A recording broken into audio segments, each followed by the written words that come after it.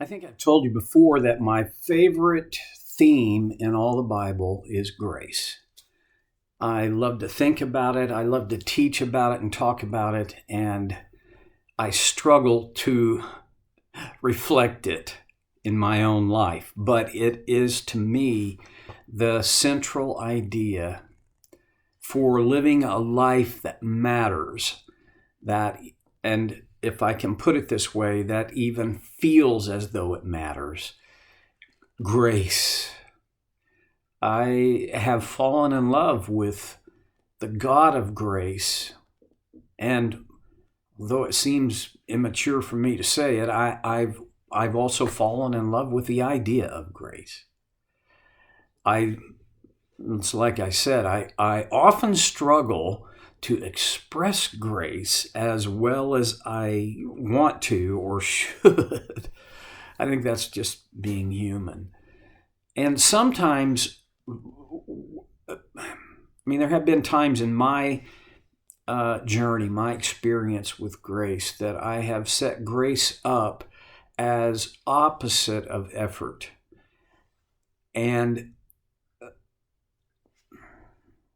I don't think that's true. I don't think grace and effort are oppositional. I think I've talked about this before, but I probably will always revisit this idea whenever I get the chance. I think the way it happens is, and now let me back up. It can happen in two ways, okay? The first way is kind of how I remember being raised and drawing a conclusion. I don't remember ever being directly taught this, but I do. I picked it up, okay? And whether I picked it up in error or not, this is what I picked up. That we make effort so that we can get under God's grace. And when it comes to God's grace, one of the outstanding features of God's grace in this scenario is his approval. And probably the religious language would be blessing. That's kind of how I grew up. Try harder. Try harder to get God's grace. The other way of looking at it is, because of God's grace at work in me, it is the energy that God himself provides for all the effort that is necessary for me to move forward in his grace. There's a huge difference between those two things. And the reason I wanted to talk about that big difference is because of what Peter writes in the passage that is under consideration here. 2 Peter 3, look in verse 12, or 14 rather. So then, dear friends, now that two-word phrase there, so then, has to do, it calls us back to something before that. And the big thing before that is the reality that this life will end and there will be a new heaven and a new earth. And will not be, it will be everything that our present earth and present heaven ought to be. Okay? Verse 14 again. So then, dear friends, can't help it. I really like to go back to the idea that he calls them out as his dear friends. This is not a rebuke. This is a caution and reminder and urge from a dear friend. Since you are looking forward to this new heaven and this new earth, make every effort to be found spotless, blameless, and at peace with him. So is Peter saying, hey, work harder, try harder to be these things, spotless, blameless, and at peace? I don't think so. I think what he's saying, and okay, I'm bringing this into it from outside this passage, but all of your effort, all of my effort under Christ is the result of and inspired by, empowered by God's grace. Within God's grace, because of God's grace, and from God's grace, we can make every effort. It would be, well, I think I mentioned this before. One of my heroes from the past, recent past actually, is a German Lutheran pastor, Dietrich Bonhoeffer. He was a martyr in World War II, and if you don't know his story, even Wikipedia gives you a fair summary of his life. There are other biographies, and they get, anyway, he's kind of a hero of mine. And he wrote a phrase, used a phrase, he's the only one the first one I ever saw it from, when he talked about cheap grace. And his idea of cheap grace was grace that just made everything permissible, grace that made everything okay, that covered every sin. You didn't have to worry, you just did what you wanted to do. That is cheap grace. I do not want cheap grace. I don't want to be one of those guys who just says, well, whatever, don't worry about that. Now, there are things that I will say, don't worry about that. It's covered. But your and my disinterest in the fact that my sin is an affront to God and that there are consequences to my sin in time, and that my sin cost Jesus his life. When you push those out of the equation, you cheapen grace. Effort, and I have to be careful about how I phrase this, but I'm going to give it the best shot I can.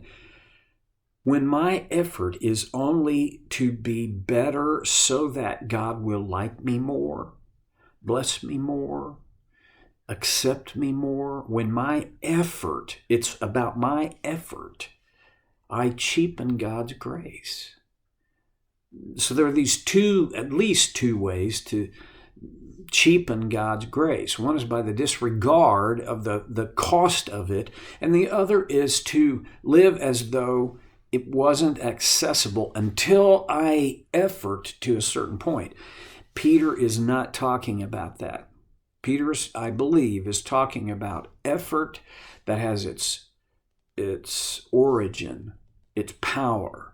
It has its life in grace. And he says, since you're looking forward to this new heaven and a new earth, a new order, a completely new order, without flaw, without fault, with no reservation and no holding back. Since then, dear friends, since you are looking forward to this, make every effort to be found spotless, blameless, and at peace with God. You know, spotless and blameless,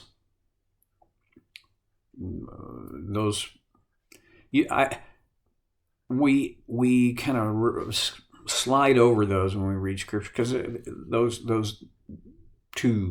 that phrase, those two words of spotless and blameless, those two ideas appear throughout the Bible, beginning in Exodus and moving forward. You know, that in the Jewish culture, spotless would have called forth a picture of the animal that was acceptable as the sacrifice. If a lamb or a goat or an oxen was presented to God but was not spotless, in other words, if it was flawed in some way, and there are lots of ways that animals like this can be flawed, it was unacceptable. So the point being, a spotless animal, I can't use the word perfect, but I can use the word without blemish.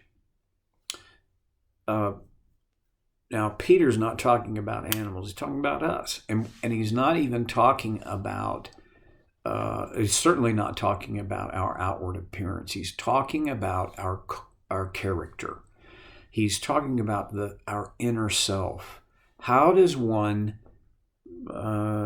be found spotless? Well, my conduct will always express my character. It just is that simple. If I see, my desire is to be found spotless. If that's my desire, then where should I look? I need to look in two directions. One direction, and I think you have to look both directions, not just one way, but one direction is, my motives, my inner character. I have to examine myself on that motive level. I also have to look at that's on a character level, right? But I also have to look at my conduct. I have to look at, how am I living?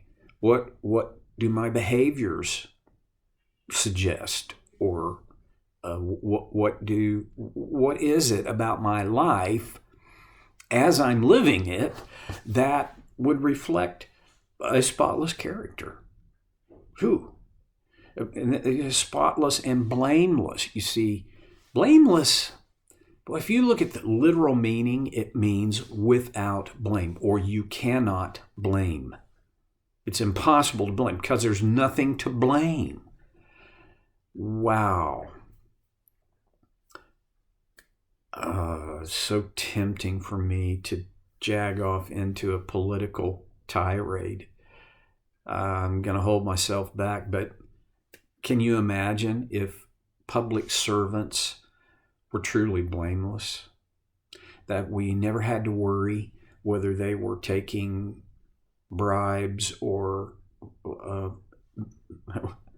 they would never admit to a bribe, but being influenced inordinately by outside influences and voices. And if it truly was just about public interest, if people didn't go to Washington and quadruple their net worth in a few years, how in the world did that happen? So, okay, get off that horse. Now here's what it comes down to, you and me.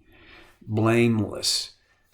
Can I live in a way that no one can find any reason to blame me? The guy I think of in the Old Testament that most fits this is Daniel. You remember that the Chaldean satraps were looking for something to accuse Daniel of so that they could have him pulled out of his function and remove his status. And ultimately what they wanted was to kill him. They couldn't find anything. He executed his duties with integrity. He was without blame. And of course, the finest example of all was Jesus himself. Without blame. Can you ever achieve blamelessness? That's not what Peter's talking about. Remember, what he's talking about is effort motivated, empowered by grace toward the end of blamelessness. So maybe the better question for me is less, am I blameless today? And more, am I more blameless today than I was last week or last month or last year? What makes me blameless? Again, it's my motive and it's my behavior. It is my character, and it's what I do. Well, and then he says, at peace with God. You see, purity, blamelessness, they all support and sustain peace with God. I cannot make myself blameless. I cannot on my own be pure. And so on my own, every effort to be at peace with God falls short.